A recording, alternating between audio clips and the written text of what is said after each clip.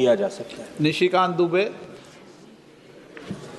धन्यवाद अध्यक्ष महोदय। ये प्रश्न पूरा का पूरा मेरे लोकसभा का है और मैं सरकार को बधाई। आपको बुला दिया ना, आपको तो आशा नीति बुलाऊंगा मैं, फिर बुला दिया ना मैंने। नहीं, आपके ऊपर तो हमेशा आशा है सर, आप ही के ऊपर तो विश्वास है।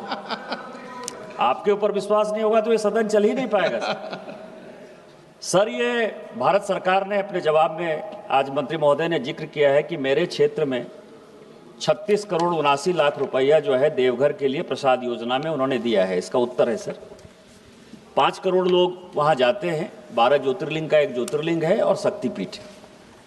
लेकिन इस प्रश्न में जो ये कहा गया कि इसका रख रखाव है सर, रख रखाव की जो जिम्मेवारी है जिन एजेंसीज को दी गई है वो रख रखाव प्रॉपर उसका नहीं हो पा रहा है। उसके लिए मुझे लगता है कि इसके ऊपर सरकार को विचार करना चाहिए। दूसरा, वो जो पूरा इलाका है वो अंग क्षेत्र, वो कर्ण की राजधानी हुआ करती थी।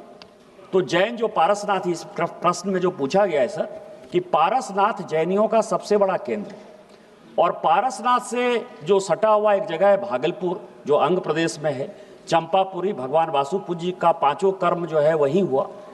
इसके अलावा माननीय प्रधानमंत्री जी ने अभी अपने भाषण में कहा कि बनारस और भागलपुर ये दो जो है एक ऐसे हैं जहाँ की उत्तर वाहिनी गंगा का बड़ा केंद्र है। हमारे यहाँ बटेश्वर स्थान है जो मेरा गांव है, और दूसरा सुल्तानगंज है जहाँ से कि गंगा जल लेकर देवघर में लोग आते हैं।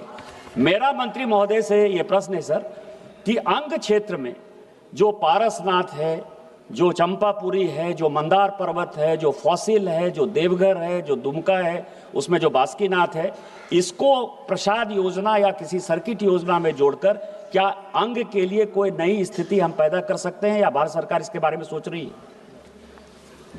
माननीय अध्यक्ष महोदय, मैं फिर वही निवेदन करूंगा कि स्कीम जो है वो रीवैम्प हो रही है, नए सिरे से स्कीम को डिज़ाइन किया जा रहा है और उसके बाद में अगर राज्य सरकार इसमें प्रस्ताव करेगी। लेकिन मैं माननीय सदस्य के संज्ञान के लिए आपके माध्यम से निवेदन करना चाहता हूं कि स्वदेश दर्शन में जब हम पहले सर्किट बना करके सर्किट्स के डेवलपमेंट के लिए काम कर रहे थे, अनुभव ये आया था कि सर्किट डेवलपमेंट में जो है जिस गंभीरता के साथ में पूरे सर्किट पे डेवलपमेंट होना चाहिए उस पर नहीं हो पाता है। तब हमने स्वदेश दर्शन 2 में सिर्फ डेस्टिनेशन स्पेसिफिक डेवलपमेंट के लिए काम किया था, क्योंकि पुराना अनुभव भी ये था कि 2004 से 14 तक बहुत छोटी छोटी टोकन धनराशि जो है वो टूरिज्म मिनिस्ट्री डिफरेंट प्रोजेक्ट्स के लिए सैंक्शन करता था और लोगों को 600 से ज़्यादा प्रोजेक्ट सैंक्शन किए थे जिनकी टोटल कॉस्ट जो है वो 2000 करोड़ रुपए थी, लेकिन उसका कोई इम्पैक्ट रजिस्टर्ड नहीं होता था। इसीलिए माननीय प्रधानमंत्री जी के नेतृत्व में पिछले 10 साल में हमने परिवर्तन किया और हम पूरा डिटेल्ड स्पेसिफिक एक स्थल को डेवलप करें तो उसको पूरा कंप्लीट होलिस्टिक डेवलपमेंट के लिए काम करें, इस दृष्टिकोण से हमने काम किया है। और हम सब के संज्ञान में है कि किस तरह से इन सारे बड़े तीर्थ स्थानों पर जिस तरह से जो है कॉरिडोर्स बने हैं, जिस तरह से वहाँ महाकाल लोक उज्जैन में बना है, उसके कारण से एक होलिस्टिक एक्सपीरियंस में परिवर्तन हुआ है। आने वाले समय में नई स्कीम के तहत राज्य सरकार से जो प्रतिवेदन प्राप्त होंगे उसके ऊपर सकारात्मक रूप से सरकार विचार करेगी। क्वेश्चन नंबर 104 श्री डॉक्टर के काव्य। Thank you speaker sir. Question number 104। माननीय मंत्री महोदय। सर उत्तर सभा पटल पर रखा गया है।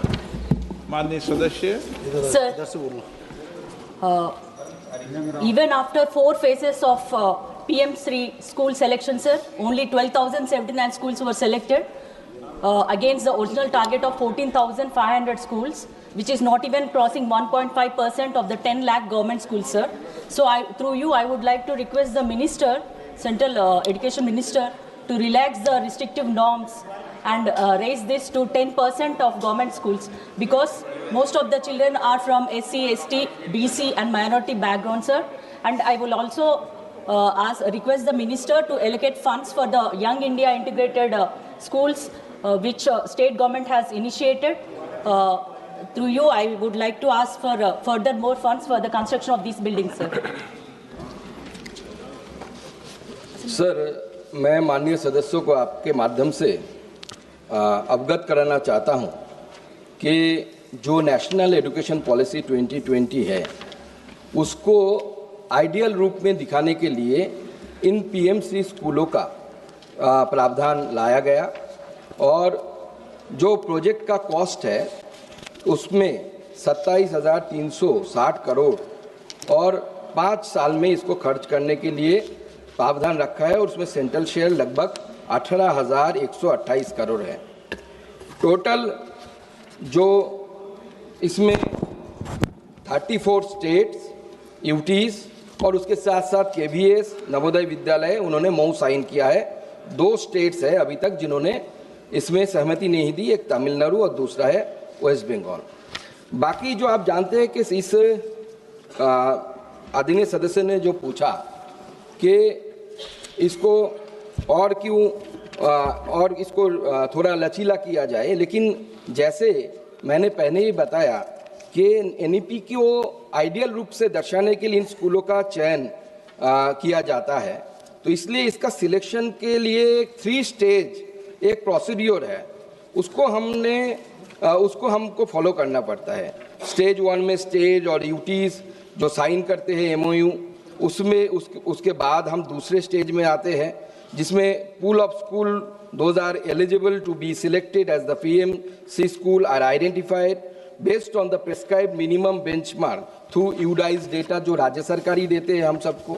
तो स्वाभाविक रूप से उनके लिए कुछ बेंचमार्क रखा जाता है कि at least the schools should have its own पक्का बिल्डिंग और ग्राउंड कंडीशन और ऐसे बहुत सारे चीज़ें जो कंडीशन को माना जाता है। इसको अगर रिलैक्स करेंगे तो पीएमसी स्कूल का जो लक्ष्य है एनईपी को ठीक तरीके से भूमिगत करना वो सही नहीं होगा। Honourable member.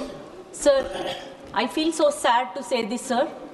A SC female, sir, from National Sanskrit University was sexually abused by her assistant professor initially, and then followed by another assistant professor who blackmailed her with her videos, and she has just given a complaint in the anti-sexual harassment committee, but she didn't seek any justice. So she went back to her hometown, Orissa, and then even after the parents came to know about this, and there is no justice given to a SC female after facing so many hardships in her life to reach up to university level.